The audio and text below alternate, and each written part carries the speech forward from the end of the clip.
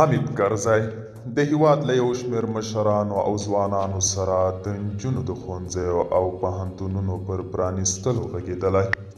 سلام، وخت مو بخیر. پام وکئ د نن ورځې تازه خبر ته. د هیواد پخوانی ولسمشر حامد کرزي له یو شمېر مشرانو او ځوانانو سره کتلي.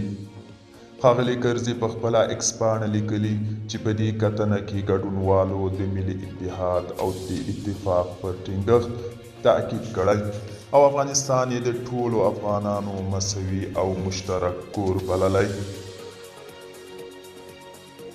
په دې لیدنه کې د مجلس ویناوالو د تعلیم پر ارزښت او د انجونو د ښوونځیو او پوهنتونونو د پرانیستلو په اړه خبرې کړې دي. حامد کرزي په دې لیدنه کې د دایمي سولې او ثبات لپاره یې پر ملي تفاهم ټینګار کړی دی. دوستانو، دا و د نن ورځې چمتو کلی خبر. تر بیا وکړه.